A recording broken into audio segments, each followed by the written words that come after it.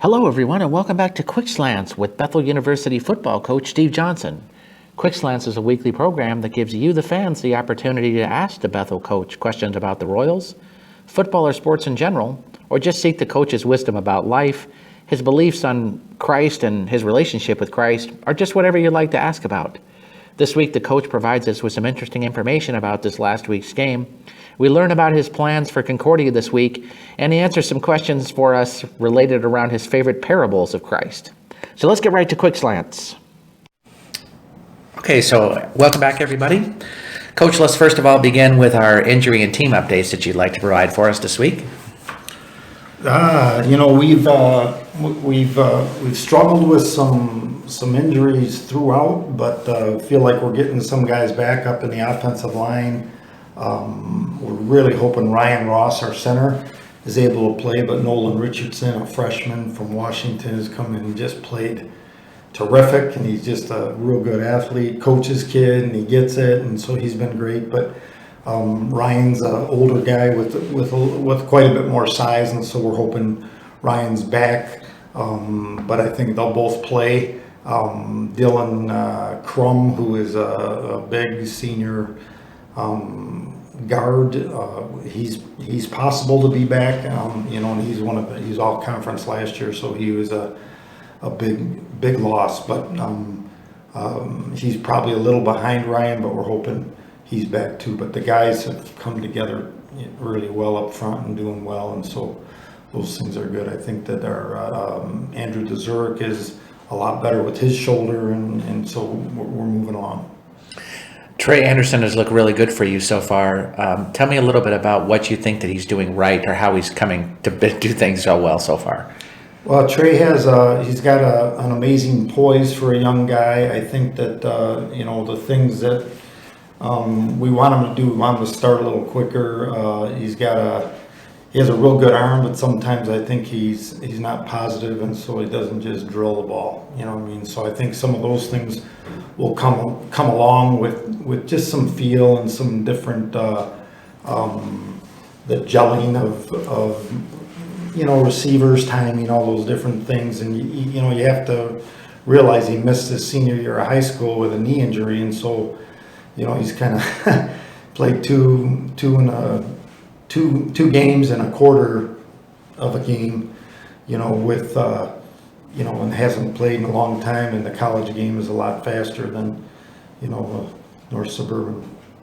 So, yeah. You have to be pretty excited about the fact that he's playing so well for you already, and he's just a freshman. So 4 years of him at your quarterback spot's got to be pretty exciting. Yeah, you never bank on that, but we have a starting quarterback. We think it's important to have a starting quarterback, but you really need to have two, and he's a guy that, and even three. But we have a lot of faith in both guys. He really runs the ball well, which really opens up our running game. Even more. Our defense doesn't, it's a tough thing on the defense when the quarterback is a threat to run, and because it just, you just don't have a hat for him. You talked about earlier in the season, you've had a lot of injuries that have gone on, especially on the offensive line, but yet you're still having quite a ground attack that's going on at this particular moment. How is it that you're able to generate such a great cohesion with that unit at this point? Well, that's a great question. Some of it, there's just a mix of things. We often say it's not anything, it's everything. You know what I mean? So there's a lot of things that go into that. Our offensive line coach is terrific. It's Chad Richards, and he really gets it. He's a mastermind type of guy, but he also holds the kids accountable, and he's just a great teacher and coach, and so he's able to put those guys together, and each position has its own, kind of intricacies, and so yeah, you really have to know your kid. There's a lot to it, and that's kind of the excitement and the joy, and maybe sometimes the frustration of coaching. But he's great at putting those guys together. So those guys put themselves together. I think our tight ends, Ben Price and Drew Neville, they are what I think brilliant football players. So they really help out, and they're older, and they really get the game, and so they helped both of the tackles are younger guys who are really physically pretty gifted, but they need some help with that. And so, a lot of things working together, and then it doesn't hurt when you have running backs like Marshall Klitsky, who brings it like crazy, and he can fly, but he'll also punch in a nose, and Bridge Tussler and Josh Warness and Gunnar Bloom. So, our backs are awful good, and then add Trey to that. And so there's, it's a combination of things, but we've got great backs, and we are a running team. If you have to, I want to be balanced, we want to be balanced, but we're a running team, and we think that's important, so we're going to work at that. A month into the season so far, how do you assess your team's skill set at this point? What are some areas you'd like to see improve? A month in, it's like I'm kind of seeing some improvements, and you do look back to learn, and I guess all we want to do is improve. And sometimes I think that there's a little bit of our staff has been together for a long time, so we've kind of seen some different things, and when you have that, you're a little less prone to panic, and maybe you know how to fix something a little bit quicker, but it really ultimately is up to the kids, playing as hard as they can, and being obedient to what their job is. And so, we look for improvement. We don't look ahead except to the next game, and we look back only to kind of, to learn, You're coming right into the heart of your schedule over the next 6 weeks, and so I understand you're always asking for the greatest effort out of your team, and for them to provide, to give it all out on the field. But is there a sense of greater urgency that you say you got to give just a little bit more, you got to be a little bit more focused or something to prepare for these coming weeks kind of thing now? Yes and no. I don't think we don't go with coming weeks. The kids know more. I mean, they look ahead more than we do. So I don't need to tell them that. I need to get them back to today. I mean, that's what we feel like. And, last week we had Carleton, and we're supposed to win that game, but we don't really want to, we don't talk about that at all. And we don't not talk about it. I mean, we don't want to lie. So, but, it just really, I think that's even in our society today. We have so much stuff to look at that isn't what we're doing. Is that, that's what, if you weren't ADD before, you are now, because you got, you got the internet, you got the cell phones, you got every single thing. And what we really want to be is a group that we give our hearts away to our guys. And so that's a lot bigger than getting your best effort. That just means you're trying hard. We want to do more than try hard. And you can't just show up on Saturday and try hard. It's got to become a way of life. So every single day is important. Every single practice is important, and we talk about this. Every single class is important. So what you need to do is be where your feet are. We talk about that all the time. Be where your feet are. If you're in a class, be in the class. If you're at practice, be at practice. If you're out on a date, be at practice. So that's really what we think of. So we don't really look down the road. We really don't. And people can say what they want, and there's things that they're on the. There's big games on the horizon and everything, but we're really focused on Concordia, and that's a huge game in its own right. It's a championship game, we say. You go to Concordia this weekend. That is a tough place to play, first of all, but it's homecoming for them as well, so you got to figure they're going to be pretty jazzed up and excited about this kind of a game. Are there things that you try to do to silence that crowd right off? I mean, do you come into a game saying, hey, we got to really shut them out in the first quarter, or we need a touchdown right off or something, or does it just play out? It plays out, but, Concordia doesn't need to be homecoming for them to be excited to play us, doesn't need to be homecoming for us to, it's just a great rivalry, and there are two really physical football teams. Both teams like to run the ball. Both teams play great defense. Coach Haran is a good friend of mine, and wants nothing better than to kick my butt and me his. And so we just want to play hard, play within our stuff. We do have a deal where silencing the crowd or is that happens because you execute or whatever. So.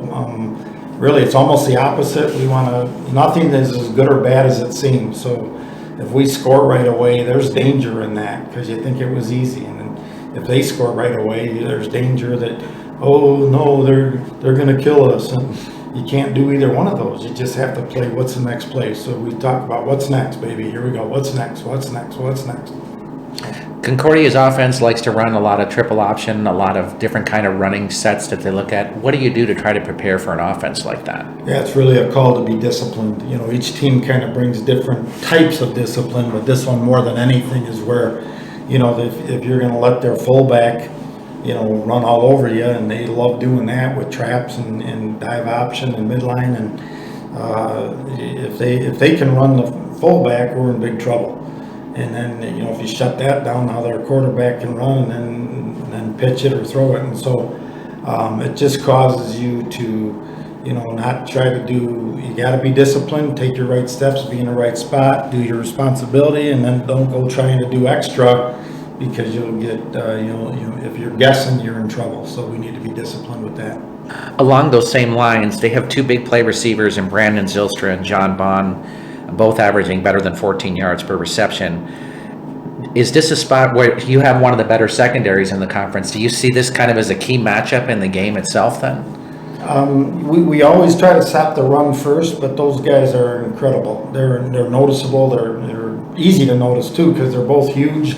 Both guys are Zylstra's just seems like he's 35 years old. He's been there forever, but he's a heck of a player, and we just have to be with, you know, do the best we can and do those different things. But Bonnie's another guy that he's a big receiver, and he's tough, and they're just really good football players. And you know, they're obviously we have to just be aware of those guys and work through those things. But we've really got to do our due diligence and start at the beginning, and you know, stop the dive, get to the next thing that moving down the road. With you being in this portion of your schedule at this point, do you ask anything differently of Trey Anderson at this point because of, I mean, this is obviously bigger games that are happening each week with him here? Yeah, you know, we don't want to do that. You know, in fact, he would probably laugh if he heard this, but I tell him to, you know, first things first, and he smiles because he knows, I mean, get the snap.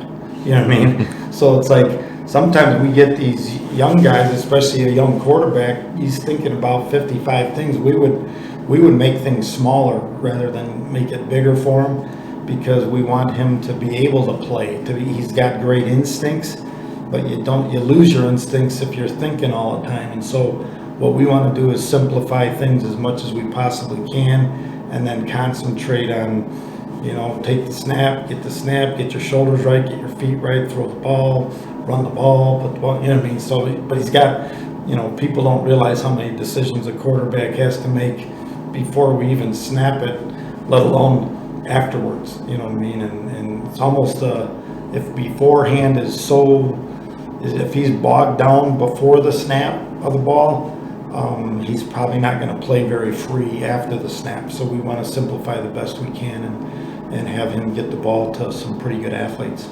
So kind of a thing that you want them to do what they just normally do, and everything would come together at that point. Right. I mean, we just feel that's a very, you know, you have to, you know, play your game, but you're taught these things, and we just suck. You get good at what you practice. So you practice these things. If you practice it poorly, you'll do it poorly. You know what I mean? So we just want to, you know, create as much calm as we can and then let him play because he's a great athlete.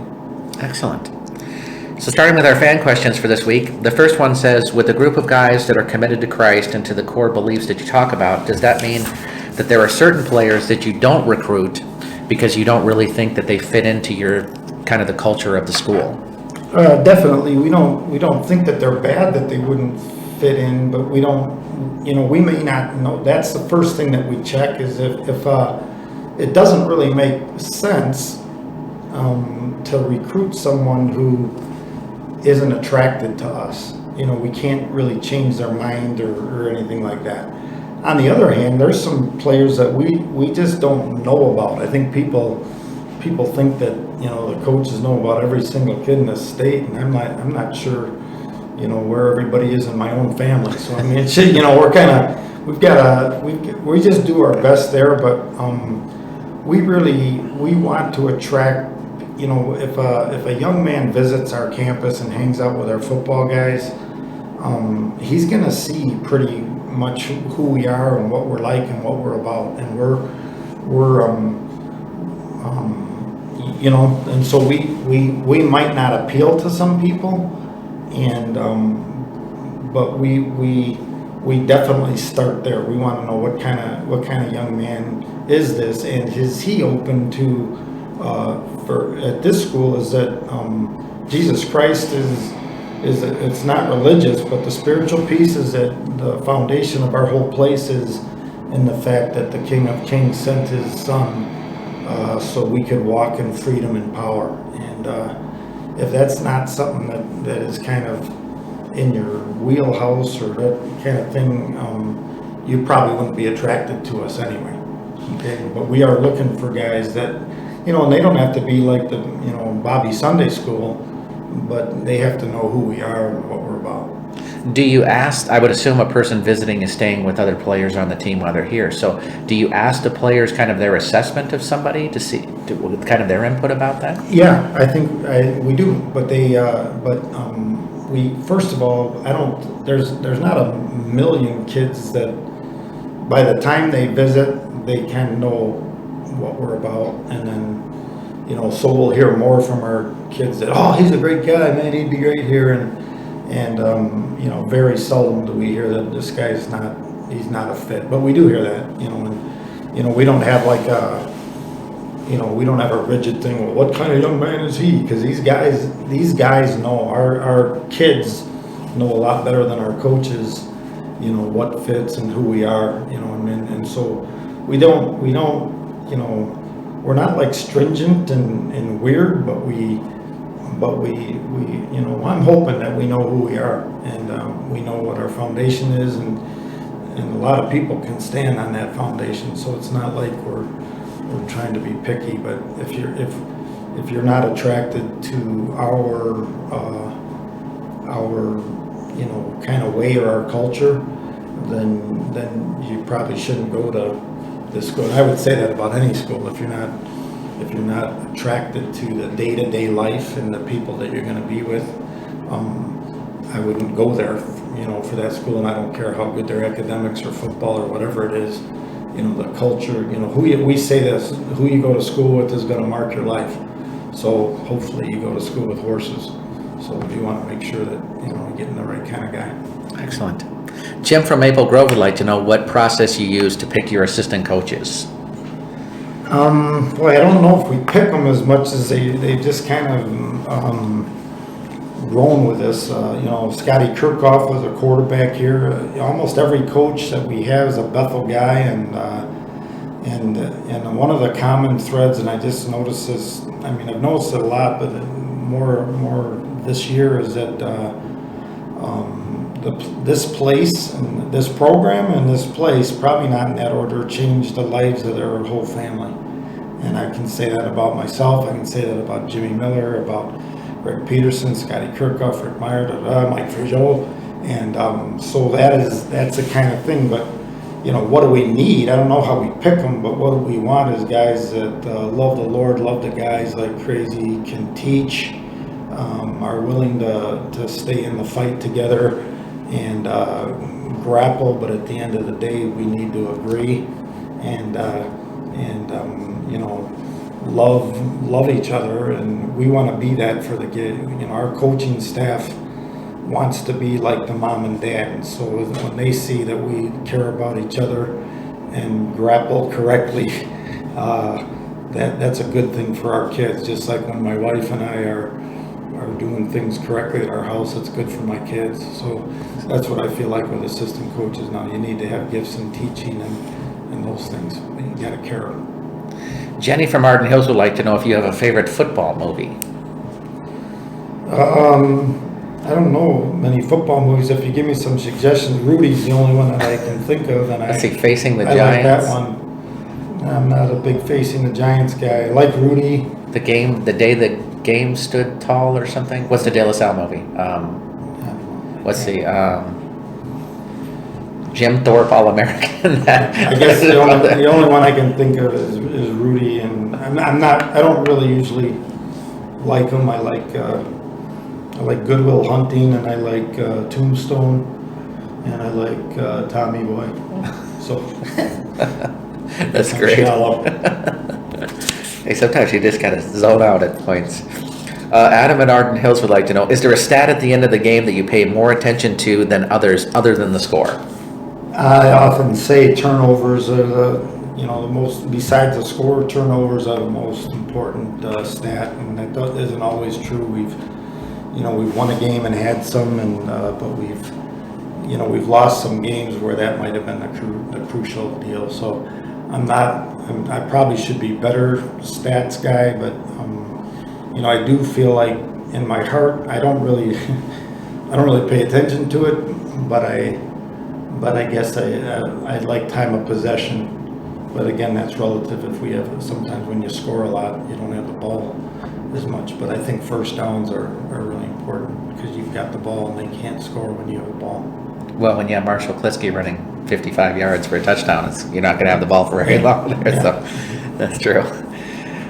Do you have a season that you find more meaningful than others? David from Arden Hills would like to know.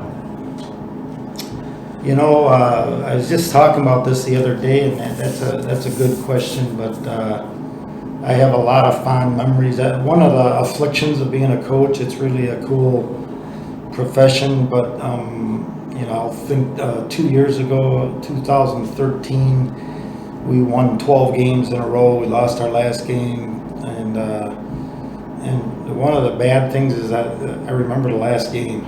I remember the loss, and one of the, we're 10-2, and I remember those 2 games pretty well. But it's more, that would be the season. It's kind of the games, but the group of guys is they're all kind of special in a different way, and that's what kind of keeps you coming back. The game itself is got so many variables that it's never boring, but so are the people that we kind of think, oh, you're affecting kids' lives, and it's like they're affecting mine. We have guys on our team that I want to be like when I grow up, and they're only like 20 years old and I'm 60. So it's a different deal. So I love the newness of each season. I love every season has a lot we have a lot to learn. Tom from St. Paul would like to know, Coach, what happened to the Bears this season? Oh boy, I think you can't really say it's this season. This season's not over. I think a lot of people that we follow the NFL, and when you're in the midst of it, you got to fight through the hard stuff and then get to the other things. I don't think that I don't know that their leadership on the field is terrific, but I think it's been a few years of not so good have kind of caused them to be not so good. So I think they got to just do the best they can. I think Forte is great on the football. I don't know what to do with Mr. Cutler. I don't like his we call it juice. He doesn't give good juice, and I'm a Bear fan from back in the 60s and 70s and 85 Bears, and they're unbelievable on defense. So that's where you start, in my opinion. Charles from Bloomington would like to know how you feel about the new extra point rule in the NFL this season. To be honest, I haven't. I think it's good to make it not so automatic. I think it brings a little excitement, but I can probably say that I haven't really seen one yet. So I think to make it a little tougher for those guys is a good thing. I think they could maybe do it without the kickoff, or even I don't know what to do with that. But I just hope it doesn't affect Division III, because sometimes they make a rule in the NFL and it's for some guy from Slovakia who can kick the ball, like 90 yards, and then we have to kick off from the 20, and it's brutal. Anyway. I bet that is. I got off the subject. That's okay. That's perfectly okay. John from Arden Hills has a couple of video game questions for you. So his first one is he asked if you believe in the Madden curse. I didn't know what the Madden curse is. I thought that might be something with Joe Madden, who's the Cubs thing, but the Madden curse, is that like who's on the cover? Yeah, always has an injury or something terrible happen to them out of that. I don't believe in any curses, and then I do believe in consequences, but not curses. And then but I didn't know what it was until just now. It just took a while, I guess. So I'm not a believer, I guess. Do you play football games? He'd also like to know video games, that is. No, I wish I did, but I was no good, and so I didn't think I could catch up. When a fifth grader's whipping you at video games. 20 years ago, my son's beating me, and he's like, barely can read, and so I'm like, and he's beating me, and I quit. I understand. Just learning the text, for Pete's sake. A person identifying himself as Christ follower points out, he says, I hear that so many pastors and TV evangelists talk about how we are supposed to throw our unconditional support for the chosen people in Israel and how we need to battle against the evil that is Islam. Aren't we supposed to just love everyone? I think when I don't know if we're supposed to love everyone. I love the Lord my God with all my heart, soul, and mind, and my neighbor as myself. And I don't know if that means I think I got to get smaller. I can't get that big, because if I don't love everyone I disagree with, then I'm not obeying the first piece. Love the Lord your God with all your heart, soul, and mind. And I think that's an individual thing, that when I can get that down, then what's going to come out of me, the juice that's going to flow out of me, is going to be good. And that's as deep as I can go there, because I don't really understand. It's kind of like when someone is watching a football game and they think this is why this happened, this is why this happened, this is why this happened, and they don't know. They don't know that they don't know, and you can say whatever you want when you see the results. But I just think that you have to be in the mix, and what I want to be as a Christ follower is in the mix, and most of what I have to work on is me, and let everything else take care of itself. That's a good answer. Leonard from Anoka would like to know if you have a favorite parable of Jesus and why that parable is your favorite. Yeah, I do have one. Sowing the seeds, and where Jesus talks about where you sprinkle seeds on rocks and there's nothing there, and nothing coming, thorny bush, nothing coming, but you have just 8 seeds, and 8 seeds go into good soil.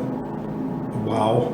And and that's my big deal. It's like, it's what I want. I want me to be. I want my family to be. I want our team to be.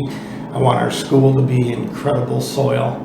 And as we, going back to recruiting, when we bring kids in here, you don't have to be all fixed up, and you don't need to know religious words. But if you'll put your seeds down, there's really good soil here at Bethel.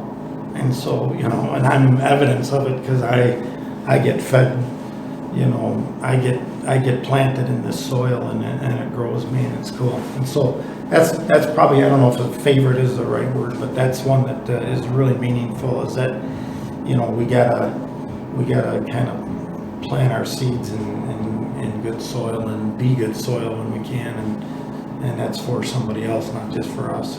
Nice. Jenny from St. Paul is our last question for today. Says that she watched on a recent food eating contest that somebody ate 60 hot dogs in 10 minutes. How many hot dogs could you eat in 10 minutes? Well, back in the day, I'd probably do a good job at that. I do like hot dogs, but today, first of all, I wouldn't do that, and just, I wouldn't want to stuff myself, but I don't know, I could probably eat. Depends on a hot dog. If it's like a Costco hot dog, or if it's a Chicago hot dog, it's got all the stuff on it, I could do probably a couple of minutes, or maybe 20 at the most. Wow. But I wouldn't do it, but, That's awesome. Yeah. Thanks, Coach. Okay. Oh, hey, I pressed the wrong button. Excuse me. We want to thank Coach Johnson for joining us on Quick Slants this week. If you have your own questions you'd like to ask the Bethel University coach, please send them to us at stevejohnson@minorleaguesportsreport.com. That's Steve Johnson at minorleaguesportsreport.com. Please have your questions to us by Tuesday at noon so we can give the coach a little bit of time to review those questions before we record the show Wednesday morning. We want to thank you for joining us this week and look forward to you joining us next week. My name is Rob Paneer, and I'm the managing editor of the Minor League Sports Report, and we'll see you next week on Quick Slants.